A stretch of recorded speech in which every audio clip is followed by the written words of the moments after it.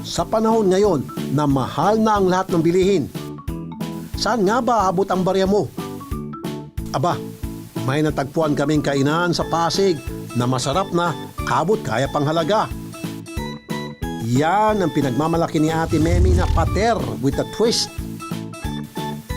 Ano nga bang pinagkaiba ng kanyang kainan sa mga katabi nitong parehas ang negosyo? Sa halagang 15 pesos, may kanin ka na, may ulam ka pa. Dito sa kabahan ng Dr. Jose Alcalde Street, Kapasigan, Pasig City, may mga kainan na malapit sa simbahan at paaralan. Isa na dito ang palaging pinipilahan, mapabata man o matanda. Bakit nga ba ito patok na patok sa karamihan? Basta murang food trip, mangunguna kami dyan. Ako po si Ate Mimi, ang may-ari ng Ate Mimi Halal Pater. Dito po yan natatagpuan sa Alcalde Street, Kapasigan, Pasig City. Halika kayo, kain tayo. Yung pater kasi, mostly pagkain ng Muslim, isang pagkain na traditional ng Muslim sa pang-araw-araw. Kumbaga, syempre sa amin, madalas sa aming mga mga business-minded.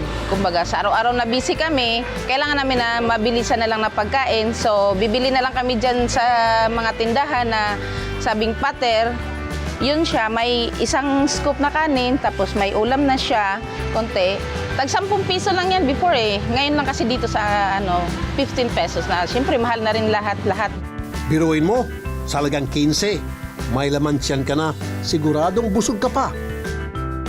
Pero ano nga bang ibig sabihin ng pater? At ano nga bang twist na tinatawag ni Ate Memi?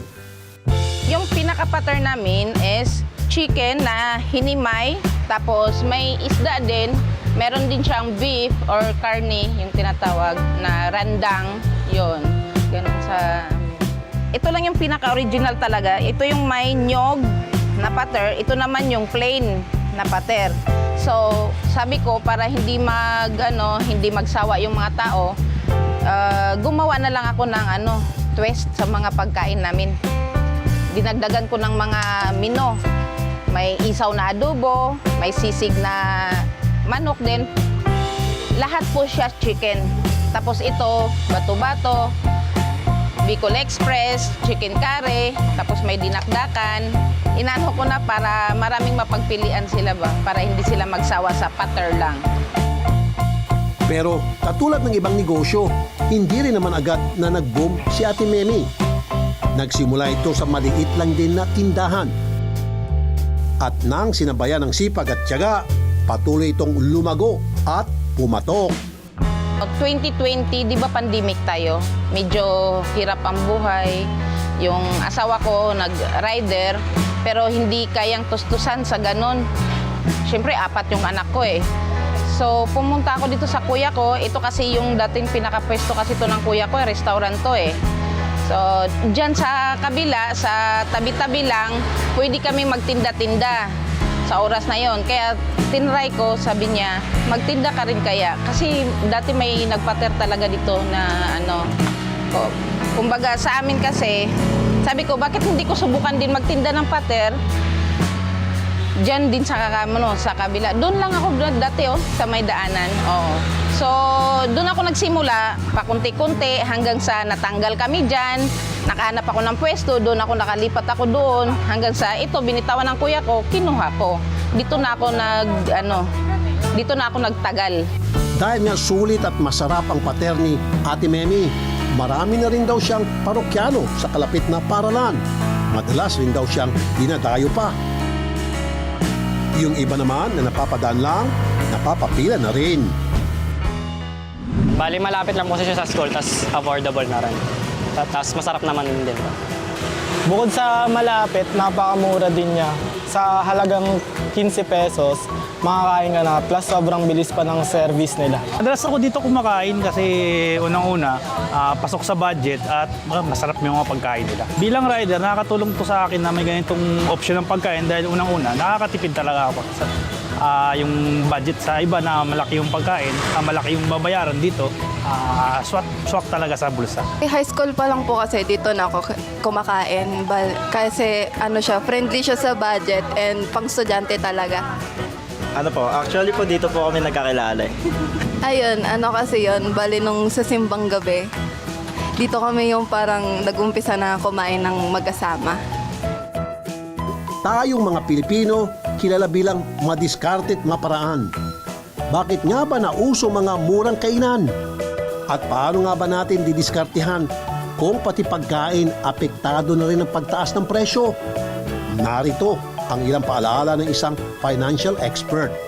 Bakit ba nauuso yung mga 10-10 at 20-20 na mga pagkain? Ito isang pagpapatunay na malikhain po talaga ang mga negosyante dito sa Pilipinas. Ito'y pangalawa, sa kabila rin ng pagtaas ng mga presyo, bilihin, kaya nga nag-aabot po, nagbibigay na po ng abot kaya ng mga produkto para makaya ng mga masang Pilipino. Ang mga ganitong kainan po ay popular at nagbibigay ng oportunidad sa mga kapuspalad po natin at limitado ang budget. Kaya masarap at murang pagkain. Planuhin po natin ang budget because ang income natin limited, expenses ay unlimited.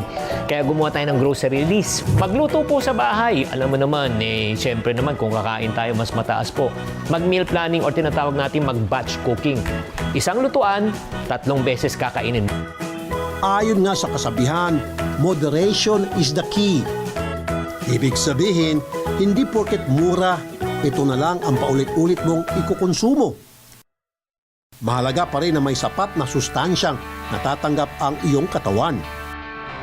Pagdating sa macronutrients, yung carbohydrates, yung protein, nakukuha natin sa sapat. Pero yung ibang nutrients na kailangan natin, very limited.